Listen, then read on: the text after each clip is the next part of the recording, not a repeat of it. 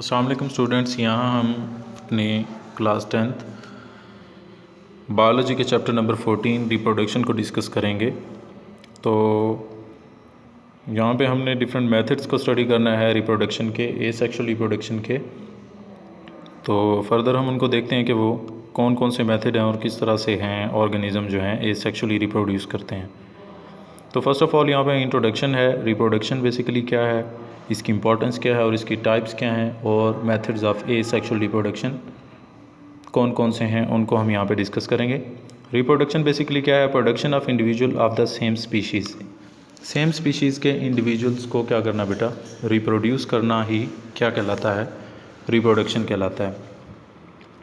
इसकी इंपॉर्टेंस क्या है, for the continuation of the species की कंटिन्यूएशन के लिए, यानी इस ज़िंदगी के तसलसल को बरकरार रखने के लिए रिप्रोडक्शन जो है बेटा बहुत ज़रूरी है।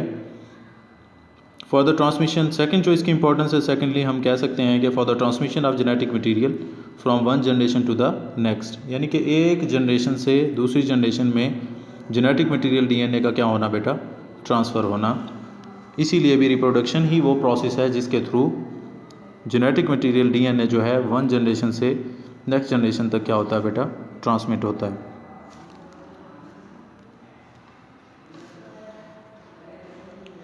सेकेंडली हम यहाँ पे टाइप्स ऑफ रिप्रोडक्शन को डिस्कस करेंगे। बेसिकली टाइप्स के अकॉर्डिंग रिप्रोडक्शन की टू टाइप्स होती हैं, सेक्सुअल रिप्रोडक्शन भी होती है और एसेक्सुअल रिप्रोडक्शन भी होती है। सेक्सुअल रिप्रोडक्शन क्या होती है कि सेक्सुअल रिप्रोडक्शन में बेसिकली क्या होता है, involve the production and fusion of gametes. यहाँ पे पहले तो गैमीट्स की प्रोडक्शन होगी, फिर उनका क्या होगा बेटा, फ्यूजन होगा। प्रोडक्शन ऑफ गैमीट्स को आपको पता है गैमीटोजेनेसिस बोलते हैं, एंड फ्यूजन ऑफ गैमीट्स को आप फर्टिलाइजेशन का नाम देते हैं। ठीक है, फ्यूजन ऑफ गैमीट्स में क्या होगा, हैप्लॉइड स्पर्म जो कि बेसिकली मेल गैमीट है, और हैप्लॉइड एग जो कि बेसिकली क्या है, फीमेल गैमीट है। आपस में क्या होते हैं, कंबाइन होते हैं और एक डिप्लॉइड जाइगोट बनता है। ठीक है, और इस प्रोसेस को आप किसका नाम देते हैं, फर्टिलाइजेशन। फ्यूजन ऑफ गैमीट्स को आप फर्टिलाइजेशन का नाम देते हैं। तो यहाँ पे डायग्राम में फर्टिलाइजेशन के प्रोसेस को क्या किया गया, दिखाया गया है। नेक्स्ट हमारे पास क्या है, एसेक्सुअल रिप्रोडक्शन। एसेक्सुअल रिप्रोडक्शन क्या है कि बेटा ये एक ऐसा मेथड है, यानी जिसको आप सिंपल डिवीजन का भी नाम दे सकते हैं, that produce an exact duplicate of an organism. यहाँ मतलब यहाँ कहने का मतलब यह है कि यहाँ ना तो गैमीट प्रोडक्शन होगी और ना ही गैमीट की फ्यूजन होगी। मतलब यह है कि एक सिंगल ऑर्गेनिज्म ही, ठीक है, पेरेंट सेल जिसको नाम देंगे, वो डिवाइड हो जाता है दो डॉटर सेल के अंदर, और वो एग्जैक्ट डुप्लीकेट होता है अपने पेरेंट का।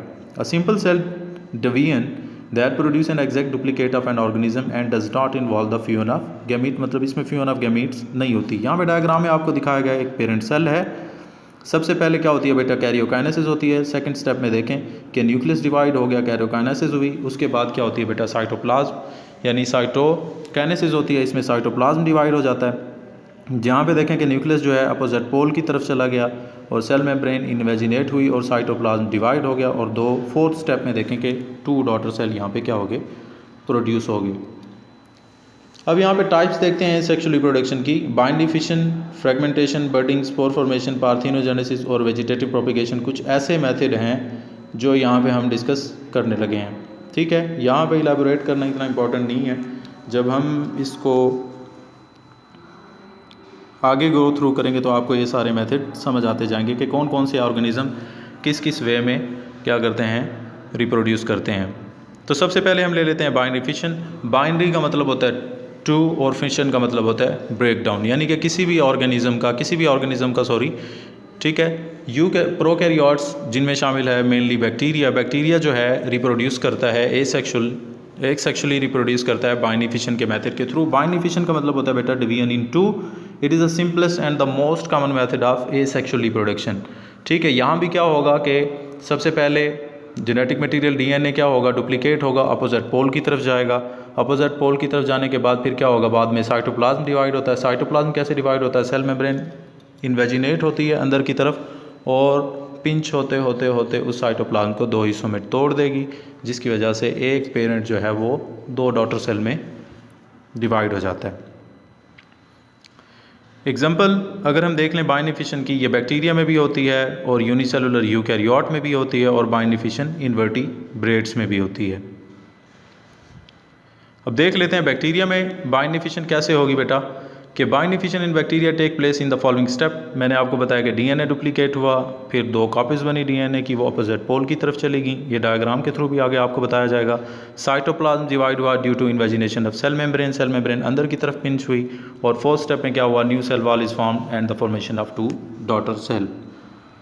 ये आपको डायग्राम के थ्रू दिखाया गया। देखें कि आपके पास क्या है, फर्स्ट स्टेप में, फर्स्ट डायग्राम में आपको जेनेटिक मटेरियल डीएनए नज़र आ रहा है। सेकंड स्टेप में डीएनए डुप्लीकेट हुआ, ब्लू और ब्लैक कलर की जो है आपको लूप्स नज़र आ रहे होंगे। क्रोमैटिन टाइप स्ट्रक्चर जो है ये डीएनए है, जेनेटिक मटेरियल है। डुप्लीकेट हुआ, डुप्लीकेट होने के बाद ये अपोजिट पोल की तरफ देखें चला गया। थर्ड स्टेप में अपोजिट पोल की तरफ गया। 4th स्टेप में क्या हुआ, सेल मेम्ब्रेन इन्वेजिनेट हुई। और 5th स्टेप में साइटोप्लाज्म डिवाइड हो गया। और 6th स्टेप में जो है एक पेरेंट 2 डॉटर सेल आपको नज़र आ रहे हैं, जिनका अपना अपना क्या है बेटा, जेनेटिक मटेरियल है। So this is bind fission in bacteria. ठीक है, ये स्लाइड मैं पहले ही एक्सप्लेन कर चुका हूँ, ये बार दोबारा रिपीट हो गई है। उसके बाद बाइंड इफिशिएंट इन अमीबा भी डायग्राम के थ्रू भी आपको बताया जाएगा। इसमें भी यही होगा कि फॉलोइंग स्टेप्स हैं इसके। Nucleus of parent organism divided, यहाँ पे न्यूक्लियस डिवाइड हुआ किसके थ्रू, माइटोसिस के थ्रू। माइटोसिस से क्या है बेटा, is a type of cell division in which one parent cell divide into 2 daughter cell, but the daughter cell have same number of chromosome as present in the parent cell. ठीक है, उसके बाद nucleus के division के बाद cytoplasm की division होगी। 2 daughter cell बनेंगे जिनका साइज़ इक्वल होगा, और डॉटर सेल ग्रो करेंगे और डिवाइड हो जाएंगे दोबारा से। यहाँ पे देखें जल्दी से इस प्रोसेस को दिखाया गया है। पेरेंट सेल है, न्यूक्लियस डिवाइड हुआ, साइटोप्लाज्म डिवाइड हुआ और 2 डॉटर सेल बन गए। फिर उसके बाद इन्वर्टिब्रेट्स, यानी कि यहाँ पे हम echinoderms are those organism that have spine on their skin, यानी उनकी स्किन पे कांटे होते हैं। यहाँ पे प्लेनेरिया में भी दिखाएंगे। बॉडी इसमें इस प्रोसेस में क्या होगा कि ऑर्गेनिज्म की बॉडी 2 हाफ्स के अंदर कट जाएगी, यानी कि उसका हेड वाला पोर्शन भी और टेल वाला पोर्शन भी। मिसिंग बॉडी पार्ट, यानी जो हेड का मिसिंग पोर्शन टेल था, हेड जो है वो टेल को डेवलप कर लेगा, और टेल का मिसिंग पोर्शन जो था वो क्या था, हेड था, वो डेवलप कर लेगा। डायग्राम में आपको दिखा देंगे। देखें एक प्लेनेरिया है आपके लेफ़्ट साइड पे और राइट साइड पे आपको नज़र आ रहे हैं इकोनोडर्म्स। इनके थ्रू भी क्या होती है, इनमें भी जो है बाइंडरी फिशन के थ्रू जो है एसेक्सुअल रिप्रोडक्शन होती है। देखें ये हेड वाला पार्ट टेल बना लेगा, और टेल का जो मिसिंग पार्ट है वो रिजनरेट कर लेगा।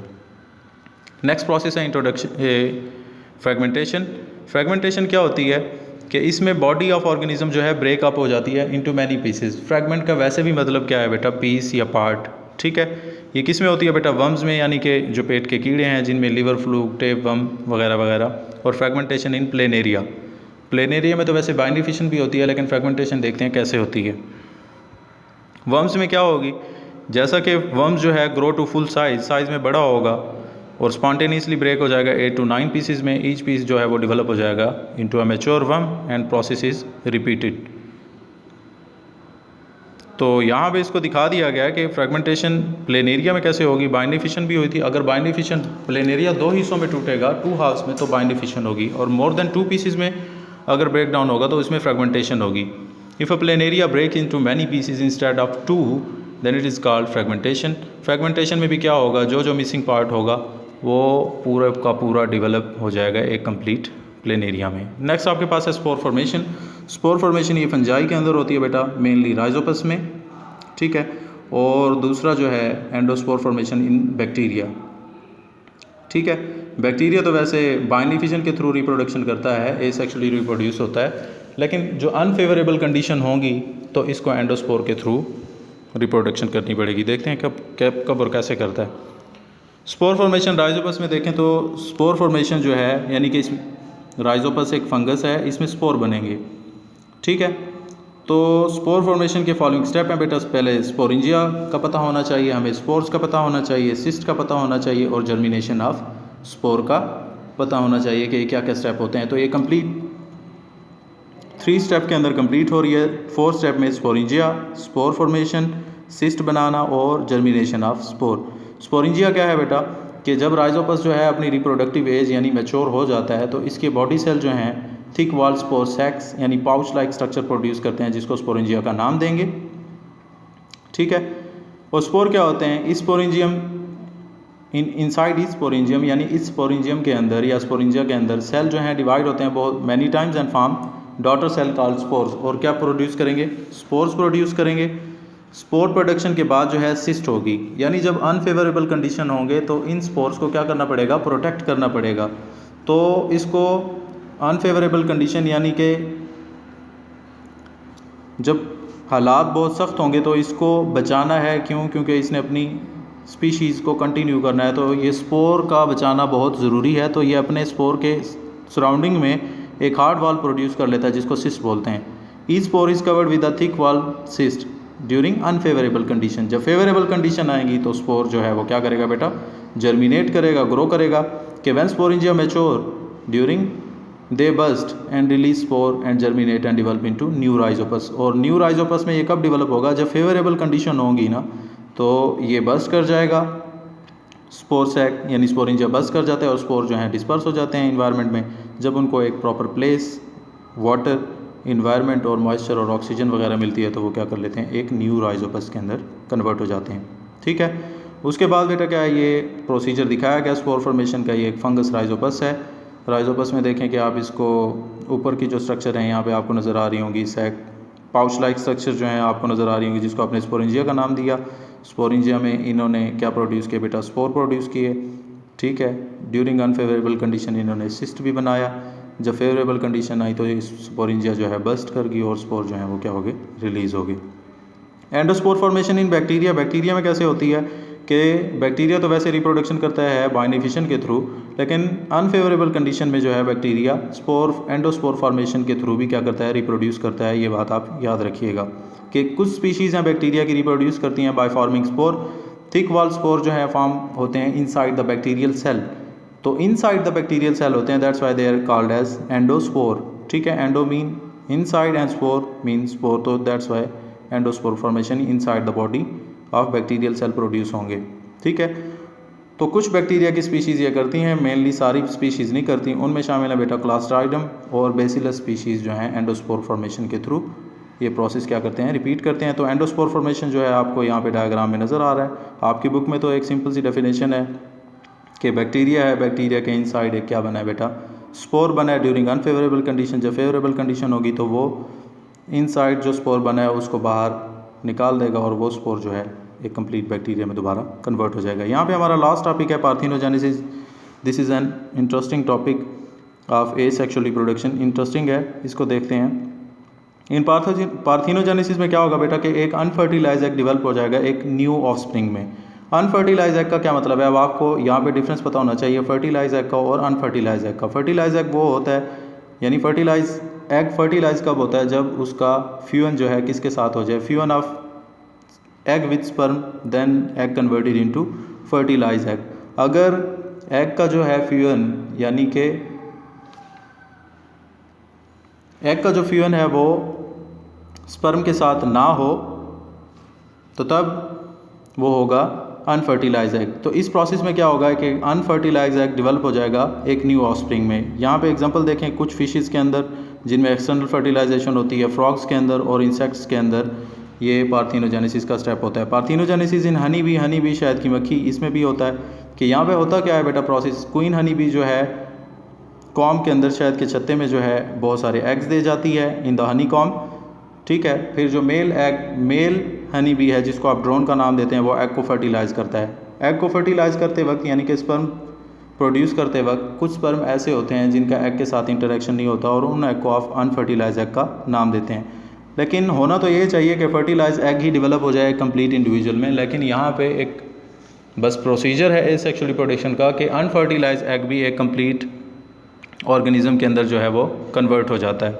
तो queen honey bee lay many eggs in the cells of honeycomb. Unfertilize egg क्या होते हैं, unfertilize egg develop into an haploid male, यानी drone by parthenogenesis. Fertilize egg जो है वो डेवलप हो जाएंगे किसके अंदर बेटा, डिप्लॉइड फीमेल में, और वो डिप्लॉइड फीमेल न्यू क्वीन भी हो सकती है और वर्कर बी भी हो सकती हैं। यहाँ पे आपको दिखाई गई हैं parthenogenesis honey bee, queen bee दिखाई गई है, ड्रोन भी और वर्कर बी। अल्लाह हाफिज़।